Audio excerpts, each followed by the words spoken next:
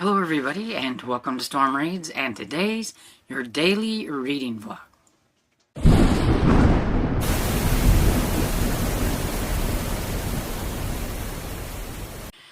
So how is everybody today? It is Wednesday the 22nd, I believe, and I never can keep track of the dates. And it's kind of a late morning and everything. I've got to go into town to the post office. I sold some Bonanza books on Pingo, so I need to take those to the post office and go to Ramey's and see if they have, it's our like little local grocer, and see if they have any Powerade Zero, because I didn't think about getting that when I was at Walmart when we went and picked Dad's meds up. And the doctor said it was a good idea for him to like drink some of that a day just to keep him hydrated, and his sodium and stuff with the electrolytes and things like that. And I really don't want to run into the town where Walmart is to get any, so I'm hoping our local one here in town where I live might have some. Fingers crossed. And stuff like that. And to pick up a money order for Dad for one of his bills. And yeah, so I thought I'd pop on and say hi and let you know that I did read a little bit more in this, Came a Spider, and so I am officially, my throat, officially over the halfway mark. I am on 136 of, was it 246? Yeah, so I am making some pretty good progress with this. I'm very curious to see how this is going to end. This is definitely what you would consider a suspense book, because you know who the bad guy is, and you know what's going on with that. But the good guys don't necessarily know what's going on. They know, like, I think, who the guy is, like his name, but he doesn't really exist. And she got herself involved at one point in a pretty, like, high-level psychopath. Because he's got, like, friends in high places and things, and that's the guy that's trying to protect Jake is, once he found out some things, he's like, oh great. He almost wanted to back out of protecting him, because kind of feels like that maybe in like a no-win situation and stuff. So I mean, the levels that this guy Cable will go to keep Molly, or it's just crazy. And Molly has no clue about like who he actually is, but she does know that he has friends in high places and things like that. And he wants her to love him, and so she tried pretending at one point and just to get away from him. So he's not falling for that so much this go around, and she's like, oh, if that's what you want, I'll do. And it's like, really? I mean, I don't think he's that dumb. So, but yeah, we'll see what's going to happen. I'm really curious how, first off, how are they going to stay alive? Second, how are they going to find out where she's at? Right now, I think the two good guys are splitting up and going to try to check some places, because they're trying to figure out who Molly was to maybe get a little bit more of a grasp on what happened, because Molly's not her real name and everything. And so one's headed to New Orleans, I think, and I think the other one might be going somewhere else. Trying to stay ahead of the bad guys and try to figure some things out. So, yeah, that's pretty much what's going on here. And I think I'm about close to, if I haven't got to it, halfway through Murder with Puffins. And I think with this series, I need to remind myself that it's not the cozy series that I'm used to. This book here came out in 2000, so that meant the first one came out in 1999. And yeah, so these are cozies before there was the term cozy mysteries, so they're a little bit different, because they just don't have that exact cozy feel that I'm used to. And like, the first one had so many things going in it that it was just like, oh my goodness. And then this one Although I'm liking it more, like they're not even at home, like they've went somewhere else and everything. And usually I'm used to like getting to know like a small town and all that stuff before they might venture off somewhere else. And in this one, they've just gone off somewhere else, and all the shenanigans that's going on there, and trying to figure things out. And um, the guy who got murdered has connections to like her father and mother, and even the aunt, I think it was, wanted to give him a piece of her mind, whack him on the head or whatever, give him a good whack, and it doesn't help whenever he ends up murdered. So, like, it seems like all of her family, she's got to try to keep them all out of trouble. So, it's just a little bit different than what I'm used to when it comes to the cozy mysteries that I enjoy. So, I kind of have to think about that before I judge this one too harshly or anything like that. So, I am liking it more than the first one. Am I loving it? No, but I am liking it more. And I think it could possibly get me to read more. And I think maybe once I get into it and I get used to how this cozy series is, that I might start enjoying it more. I really want to get to one of the Christmas ones, because I just love the Christmas titles. So I want to keep going, I think, for that to try a Christmas one at least. So we'll see how it goes. There's what, like, are there like 30 something books in this series or more? And so, yeah, so it's not something I'm going to catch up on anytime soon, but I may pursue it a little bit more. I think I am liking it enough to do that, I think, but we'll see, because I still have 50% more to go and everything. So I'm going to get off here so I can go to the post office, and I will pop back on later.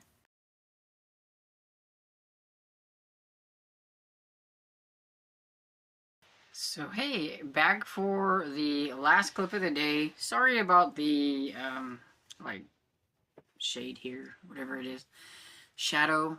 That might be the word. I could go over here like this, and then you wouldn't see it.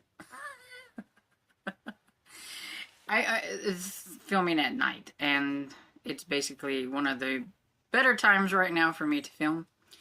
And I normally do my last clip for these reading vlogs at night, so I'm trying to get like better lighting situation, but all it does is create a shadow on my face.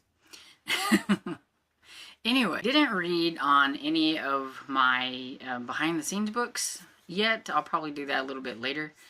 But I did finish a book. I finished My Phony Valentine by Maria Farinella. Or Fararella. I don't know why I want to put an N in there where it doesn't belong. But this one is from 1997.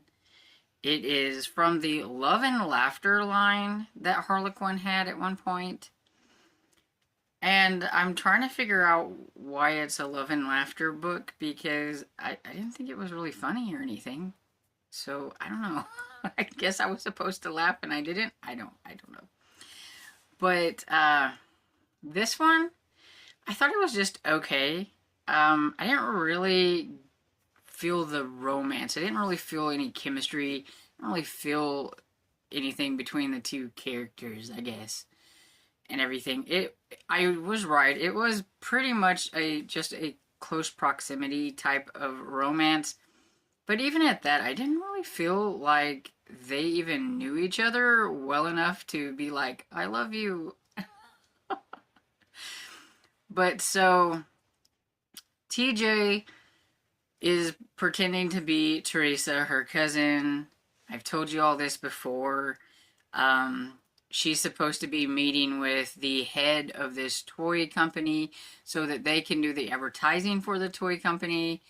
And he has this whole different perception of who Teresa is, because he had his people look her up, and this TJ character is not anything like what he thought she'd be, especially there being a kid at the house and all that stuff and everything. But he likes this person that he's seeing. He likes her, so he's like, maybe the tabloids and all the things that he's knows about are just painting her in a different way, and when she's like at home and by herself and things, she's different or whatever, but it doesn't even cross his mind that, you know, she might be somebody totally different. But he gets like super sick, like he has like a flu or something. He gets super, super sick. So all the hotels are all booked up, so she has to take him to her house so that he can heal. And so what was supposed to be a one day, a one and done type thing, he was supposed to come there, meet with Teresa, decide whether he wants to use them for the advertising of his company, and then leave. But that doesn't happen, and so this allows him to kind of get to know the behind the scenes Teresa, which is actually TJ, and fall for her and everything. And he's kind of been burned by women before, so he's, of course, a little leery about wanting to like her, and what he's seeing whenever he thinks she's supposed to be somebody else, which she is. And she feels bad for lying to him. She doesn't like lying to him. And she just doesn't like what her cousin has made her do. And, of course, you knew that there was going to be this point where he was going to figure out everything. It happened a little bit differently than I thought. She was going to tell him, but then she didn't. And I won't say how, you know, all that came about in case somebody wants to read it and everything. You can get this on Libby. So I don't know, you could get it on Hoopla, I don't know, but I got it on Libby as just an ebook. It was part of their Harlequin Treasures. And so overall, I mean, they knew each other for a couple of days. They went out to dinner once, and they're in love with each other. And it was just really hard for me. I don't know, am I getting cynical? It was just hard for me to be like, oh yeah, they're in love. I don't know. But I did like how it ended, and it is a Valentine story, so this would be perfect to read for my retro romance readathon that comes in February, because it is a Valentine story, and, you know, there you go. It is from 1997, so it's definitely retro, and it the end of it takes place at Valentine's, so there's that. But yeah, that's pretty much all I have to say about it. It was okay. I give it 3 stars. This is my second book. I've only read the 2. I read A Christmas Story by her, and I've read this one, and so far, she's just been okay for me. So, I don't know, maybe I just haven't read the right one yet, but we'll see. I have more of her books. I think I have some, I think she has some, like, intrigue or canine or something. I know I have something of hers. She writes, is it the Kavanaughs? I think I have a Kavanaugh or something. I think. I don't know. I have so many books I can't remember. But I finished another TBR book, so that means I only have one actual TBR book to go. So that is good. I have plenty of time to get the Dresden book done, and probably fit in a couple of other books along the way. So, yeah, I don't think I really have anything else to say.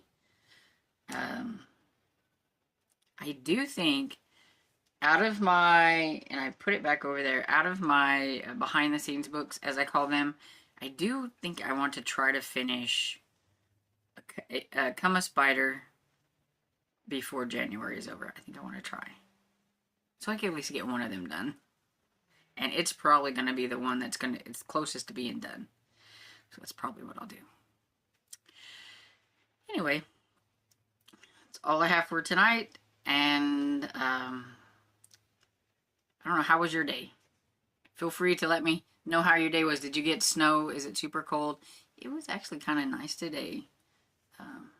Hopefully everybody had a good day and everything, and they're resting and relaxing and all that kind of stuff.